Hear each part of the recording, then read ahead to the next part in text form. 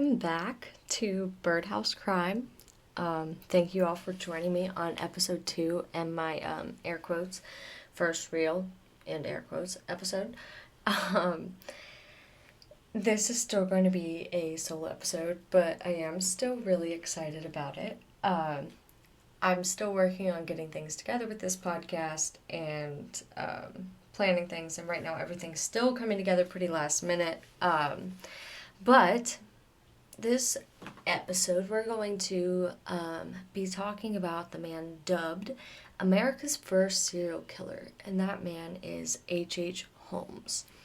Now, I am generally kind of aware of stories and cases like this, and I really struggle with knowing and understanding, I guess gauging is a better term, gauging like the general public and like people my age or just people in my life, their knowledge on these topics. And so I really don't know, I guess if it's a well-known case or not, but I think most people have probably heard the name H.H. Holmes, and maybe you know a little about the case. Maybe you think you don't know anything at all about it, but maybe you do, and you don't know that you do. So, any of my American Horror Story fans who watched Season 5 Hotel, you might remember Evan Peters' character, James Patrick March, and the character he played, who built a hotel, basically, as a quote-unquote murder castle, with tunnels, hallways, stairs, chutes, whatever, down to like a torture basement. That's H.H. Holmes. That's him. Yep. And as always, this is based on my research, and I will add my sources in the description. So, let's get into America's first serial killer, H.H. Holmes. So, H.H. Holmes was not born with that name, which H.H. Holmes, actually, let's get into that real quick, stands for Henry Howard Holmes, which, like I just said, was not his name. So he was born May 16th, 1861, making him a Taurus, because something fun I kind of want to do on this is talk about zodiac signs. I don't know. I have a weird interest in it. So I figure every case we talk about, why not mention what they were, and we can make like a little chart or something of what zodiacs are, what crazies. I don't know. But anyways, he was born to the name Herman Webster Mudgett, I believe is how you pronounce the last name.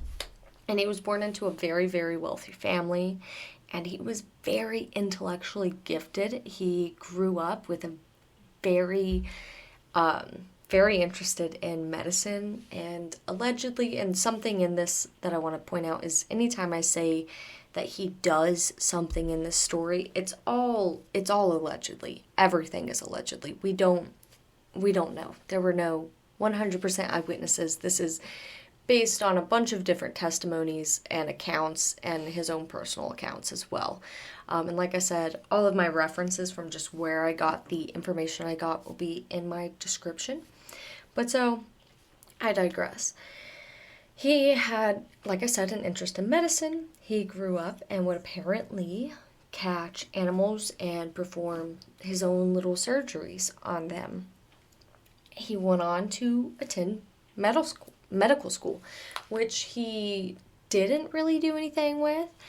So, and a side note, it's in the Netflix documentary, and I don't remember his name off the top of my head, but there's a criminal profiler in it who, he points it out, and then one of the podcasts I listened to points it out as well, citing him, that it's apparently a really big deal that he finished college, because I guess when you're sitting down to profile a psychopath, they don't typically finish that kind of school, whether it be like you look at Jeffrey Dahmer with like the military and things, like he finished, but he couldn't really survive in that kind of atmosphere.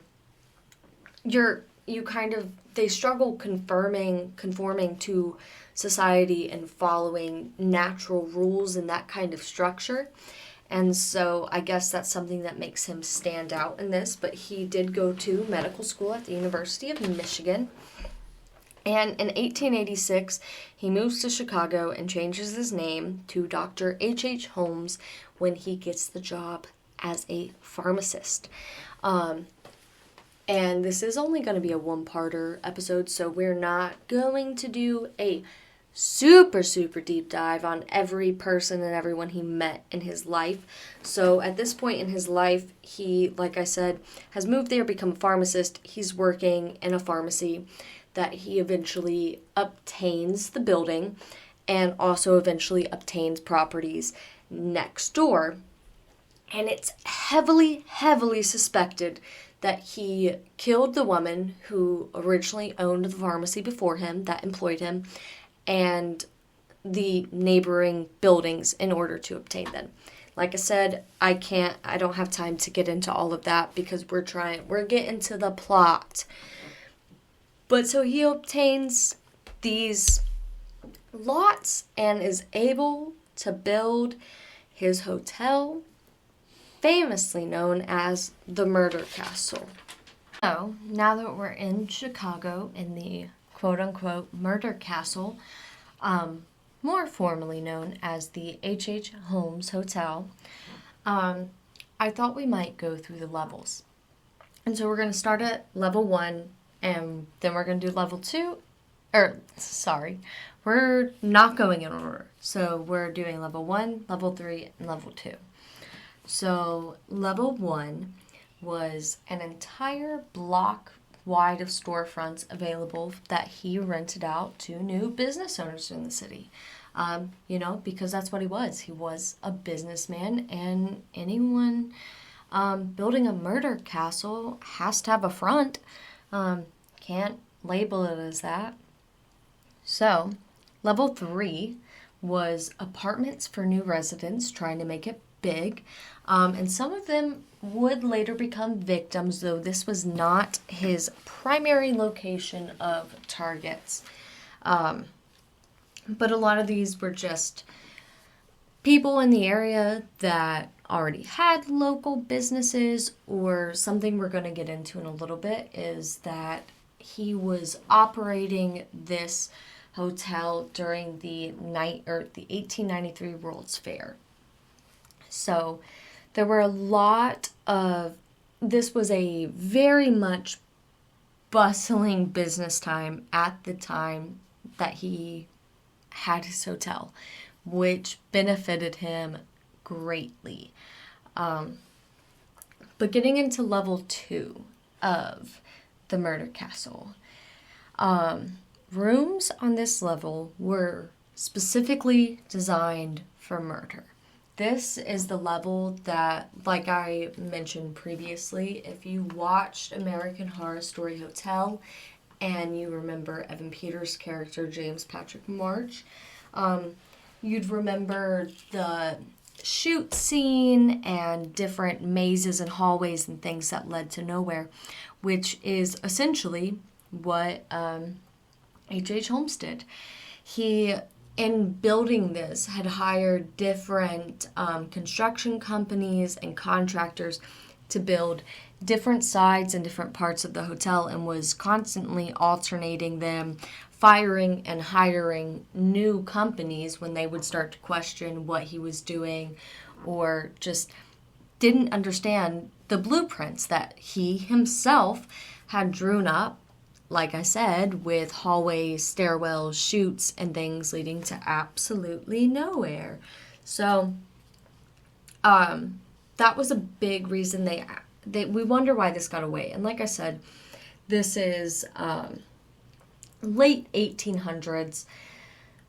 Our crime radar is not what it is today. They even joked about, actually, we're gonna not get into that yet. Sorry. But like I was saying, with this second level, the whole floor was made up of mazes and hidden stairwells and hallways leading to nowhere. He was able to lock the doors on that floor from the outside in. there was at least one room, and possibly more, that he was able to go into another room and turn on a gas pipe, and it would fill into the room that they were in and kill them. Some of the things we don't know as well, like that one we know for sure that's going to be a way that kills them. But the reason why we also believe that he didn't just kill people in the thrill of the game or the hunt, the maze, whatever it was, we know about his basement. And I read an excerpt from, it's called the Harper's Magazine, and it was written in 1943. And the writer used the following descriptions as things found in the H.H. Holmes hotel basement. There was found a room full of operating tables. There was a full functioning crematorium, which what I was saying earlier that I said we were going to get into later is the crematorium. When they were building that, the people building it made jokes about it being large enough to be a human crematorium. And it was just so far out at this time that that's what it was used for, that it was genuinely just a joke. They did not believe he was doing it. He had pits with quicklime and other acids, and various, quote-unquote, various things resembling medieval torture racks. So, that's what we know of H.H. Holmes's hotel, aka the Murder Castle. And like I said, if you're just picturing season 5 of American Horror Story, that's because you should be. But he really was one of the, and I guess I'm going to go ahead and tell you guys about them because I love them, and I'm doing this because I think it's information and interesting things that I think people should know more about. But the podcast I listen to is called The Last Podcast on the Left. I personally listen to them on Spotify, but they have Instagram and Facebook accounts, and I'm sure you could find anywhere else that they post their stuff. But I was re-listening to some of the episodes that they did on H.H. Holmes, and it's just really interesting how different brands of serial killers can come to be and have different careers, I guess, because one of the serials they compare him to, which I was not planning on bringing up, and we're not going to talk about him in every episode, but Jeffrey Dahmer they both have a lot of similarities between, like I was talking about, in Holmes's childhood. He went down the animal abuse and dissection route, which Jeffrey Dahmer was widely known for. But a big difference between them is their careers and upbringings. Jeffrey Dahmer came from a poor, broken family, and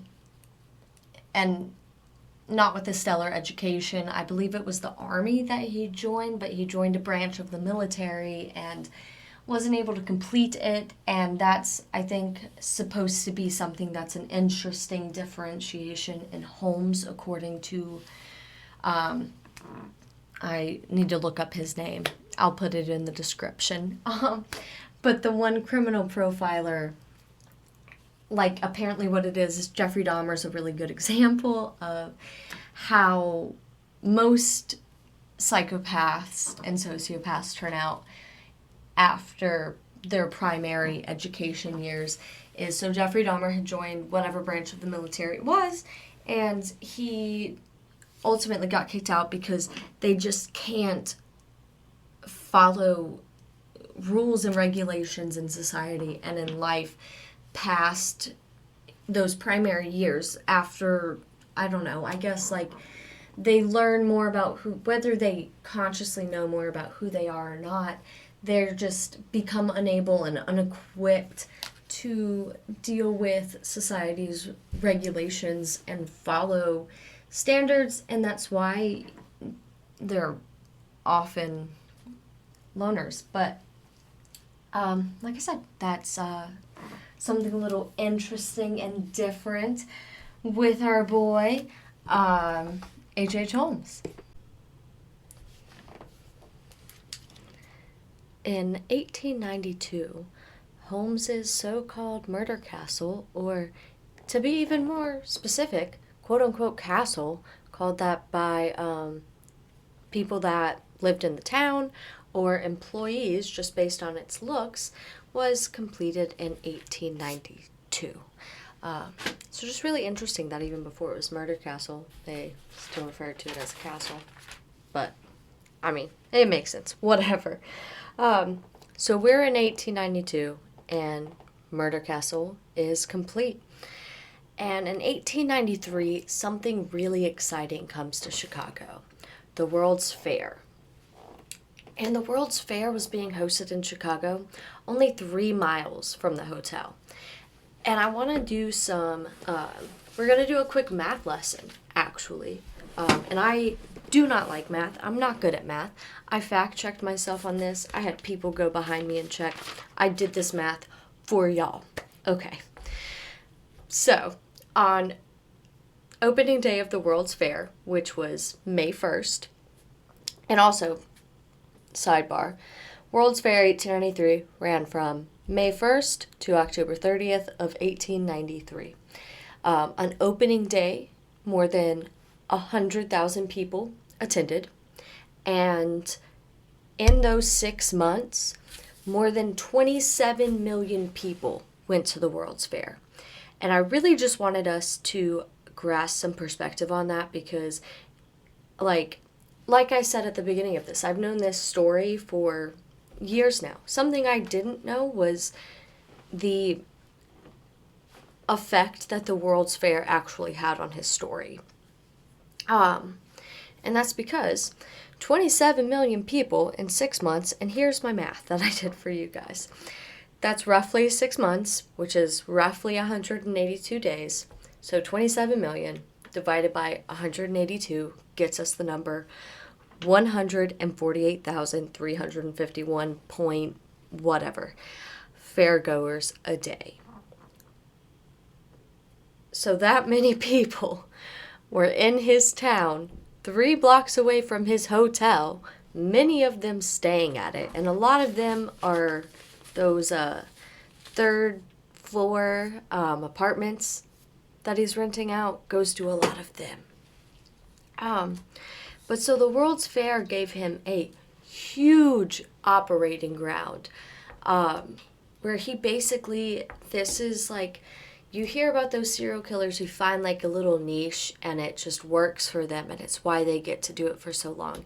And this is, I guess, because he's America's first serial killer, I guess this is the first example of that, really, because he was in a right place, right time kind of thing, He built this hotel and it had these elaborate schemes and he's like, I'm going to do my thing. It's going to be low profile. It's a hotel. People are going to be coming and going. This is Chicago.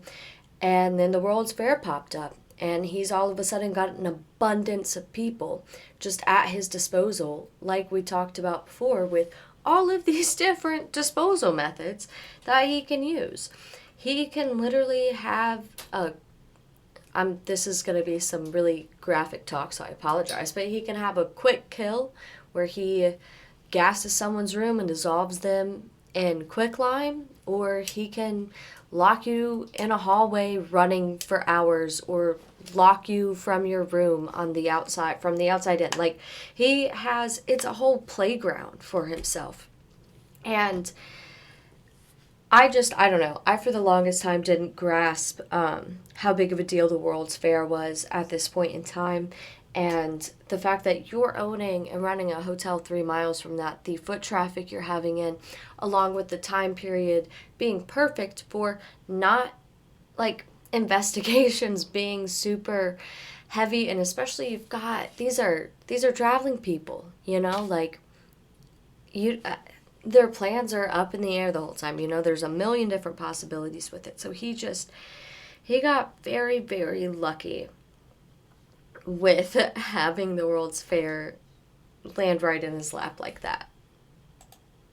It's partially, in fact, of the World's Fair that we don't truly know or believe his body count. He himself has confessed to, I believe it's 27 or 28 murders, but it's suspected to be upwards of 200. And the reasonings for that are going to be the disposal methods that he had at his disposal, and the fact that he could get rid of things that we might not know about, and that we know he had the things to do that.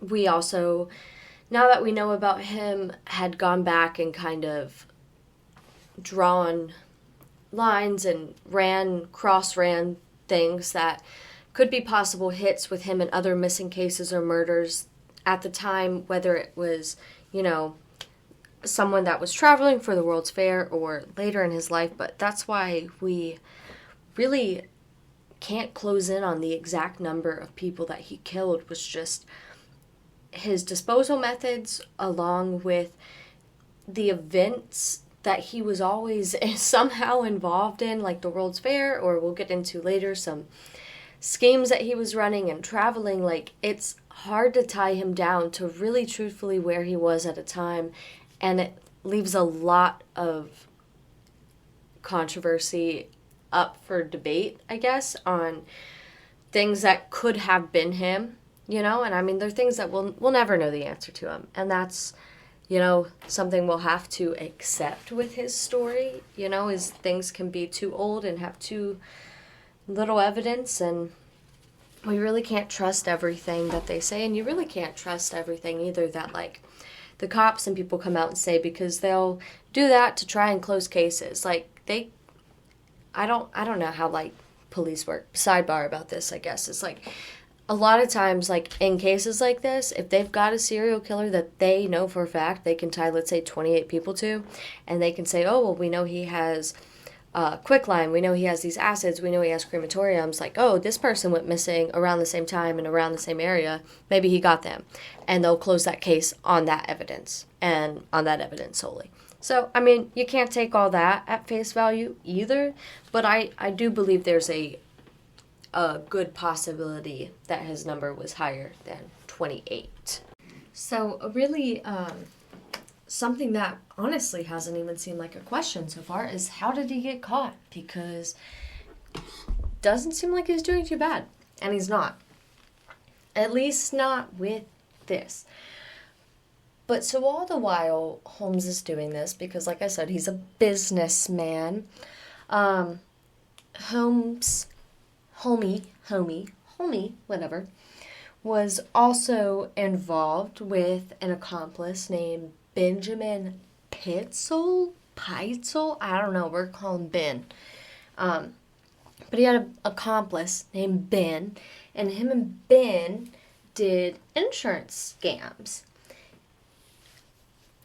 And that's just something we need to know, okay? So post-World's Fair, Chicago's kind of in like a financial slump now.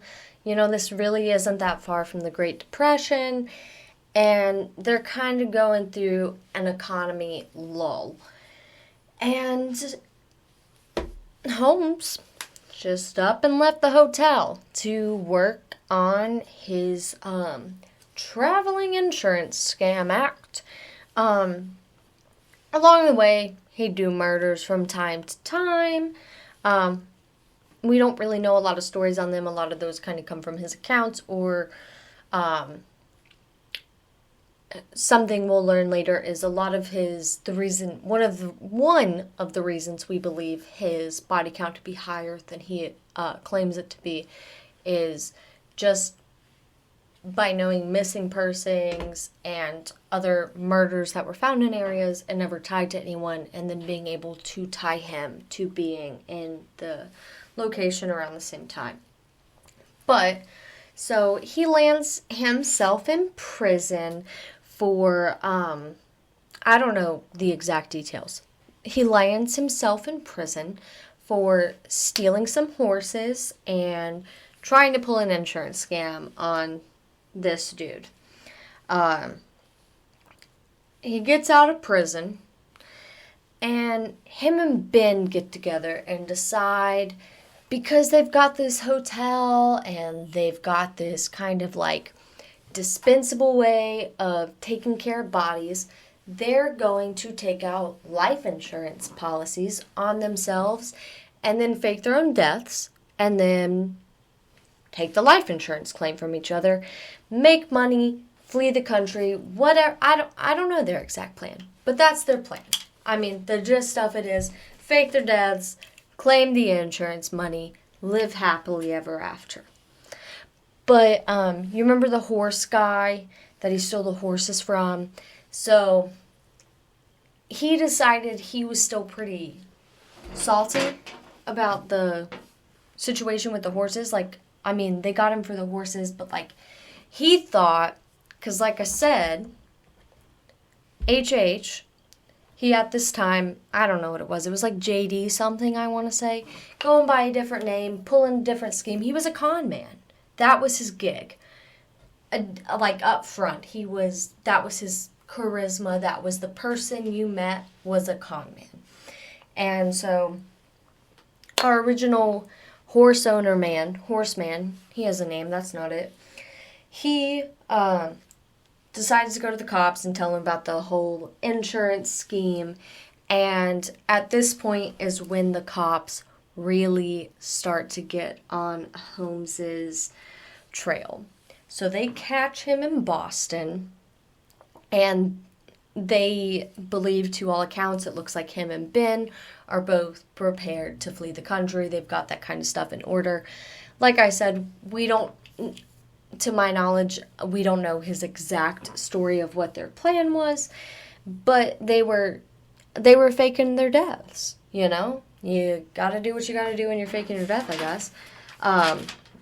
But their plan with that essentially was to use bodies from the murder house because they were so unrecognizable from the different kind of stuff they had that they were using to murder them, such as the crematorium, the lime and acid pits, whatever the method they decided to use was. And back then, I mean, this was late 1800s. We didn't have DNA testing or any sort of technology that could truthfully, indefinitely prove that someone was or was not someone just based on their body. And so their plan was, just look and be like, oh, yep, that's H.H. Holmes. That's Ben, that's the plan with that. And I believe last podcast did something similar to that. If not, it was someone else. But after this is what started the true investigation and how we know the true horrors of the murder castle. So now that H.H. Holmes had finally been caught on something and was just under investigation, naturally, they start to go through his home and properties, and what do they find other than the hotel? So the investigation finally brought to light the murder castle and the House of Horrors that he'd been hiding. So many bodies were found unidentifiable because of how badly they were dismembered or from the lime and other acid pits or from the crematorium. Also, because of these factors, we're unable to know exactly how many victims he had, which is why, going back to his so-claimed 28 body count, we can't fully stand by that because we can't either prove or disprove, and evidence suggests that it could be more, because along with the other physical evidence we found, like I said, the human remains that were found and unable to be identified and figured out how many. Along with that, they were also able to find other missing person cases that could have aligned and could have been him as well, and would have been outside of the 28 confessions as well. But after this, he was eventually hanged in 1896, and that was the end of the reign of America's first serial killer. So thank you all for checking in to the murder house with me this week. And I hope you enjoyed your visit and that you'll stop by following weeks to hear. I'm still really anticipating having guests on. That's something I still want you guys to look forward to, something I'm definitely still looking forward to. I'm just still very much in the process of getting this up and going. Like I've said before, most of you right now know me and honestly have heard me talk about this already, but I'm really just still planning kind of right now, week by week, what I'm going to do. Hopefully this next week I'll be able to coordinate a little better with some people, and hopefully in the upcoming weeks I'll be able to have some guests on with me, and we'll really be able to have some conversations about these topics. But I really hope you guys enjoyed this week, and I think this was a good story. I'm happy of the things that we talked about, and I hope you guys take something from it, because ultimately that's really what's important to me with this. And I don't know if that saying that takes away from, in some way makes me feel like it takes away from me meaning that, but it shouldn't. And we're gonna get rid of that stigma, because this stuff really is important to me on a kind of like personal level of like, you know, understanding. Like, I think it's stuff we need to know to understand humanity, and not just this topic, but all of them I want to do, I think, connect in some way of just the stuff that we don't want to accept or that we don't want to learn about because it's quote unquote bad or whatever. That doesn't mean that we don't need to know about it. And it doesn't mean that we don't need to understand why it happens. And I think that's my bottom line, is I want to know why it happens. And I think it's valuable information. So I will leave y'all with that to sit on. Thank you all for listening. Wouldn't be here without you. Please like, subscribe, share. Can't tell you how much it means to me. Have a great week.